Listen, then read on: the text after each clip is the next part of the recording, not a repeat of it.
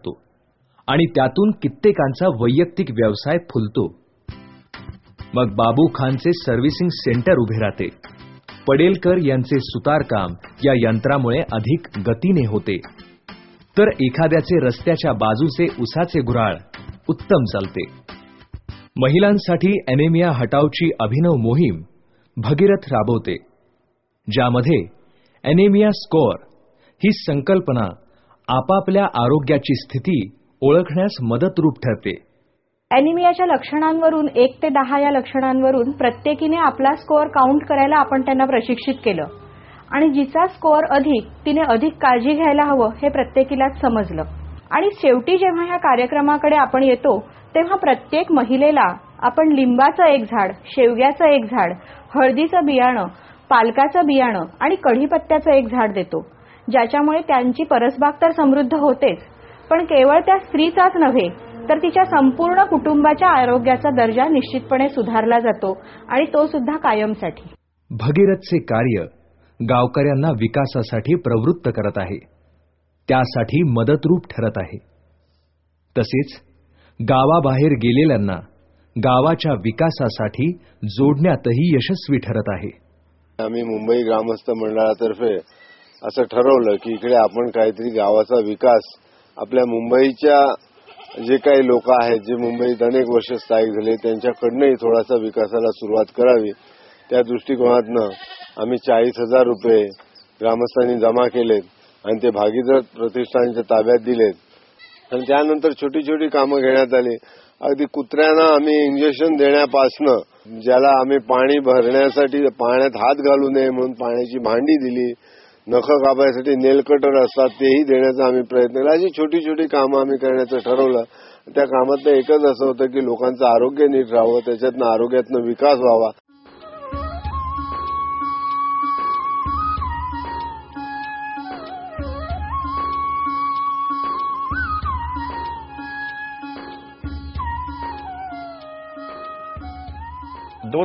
मध्ये भारत महासत्ता होण्याची स्वप्न आपण सगळेच जण पाहत आहोत. पण गेल्या 60 वर्षामध्ये शहरांचा झालेला एकांगी विकास आणि त्या हिशोबाने पाहिलं तर ग्रामीण भागामध्ये विकासाची प्रक्रिया तेवढी जलद दिसत नाही. त्याच्यामुळे ग्रामीण भाग आणि शहरी भाग अशा प्रकारची असंतुलित विकासाची मॉडेल जर उभी राहिली तर पुढच्या काळामध्ये सामाजिक संघर्ष अधिक तीव्र होतील. भगीरथ प्रतिष्ठानचा हा आग्रह आहे की 2020 साली आपल्या खेड्यांचंही एक व्हिजन डॉक्युमेंटेशन आपल्याला करावं लागेल आणि त्याप्रमाणे काही कृती आराखडा जसा भगीरथ प्रतिष्ठान करतोय तसाच सर्वदूर आपल्याला पसरावा लागेल.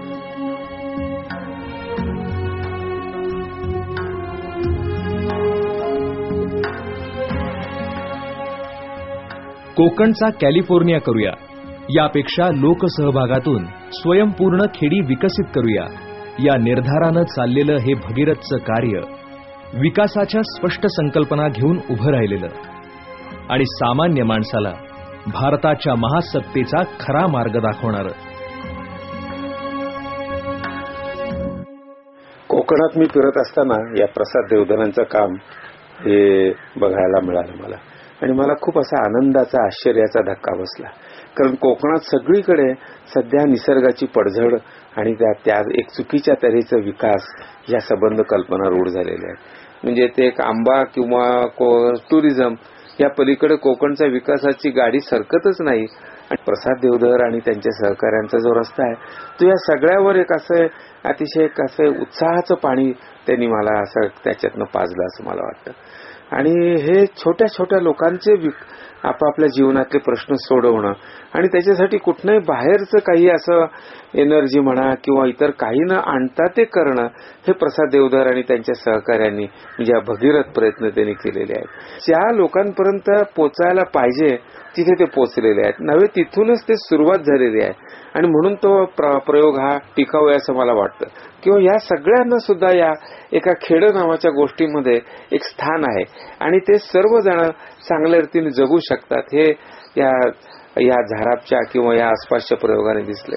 आणि म्हणून मला प्रसाद देवधर आणि त्यांच्या सहकाऱ्यांना खूप खूप खूप त्यांचं अभिनंदन करावं असं वाटतं. इथं लोक येवोत, आणखीन याच्यापासून हे प्रयोग बघावं त्यांनी, आणखीन त्या आपापल्या गावामध्ये काम सुरू करावं. जशी एखादी साथ पसरते हा विकासाचा जो आजारनगी म्हणूया त्याला, विकासाचा जो प्रकार आहे तो सगळीकडे पसरावा आणि परत एकदा आपण समृद्ध व्हावं, आपली गावं समृद्ध व्हावी असं मला वाटतं.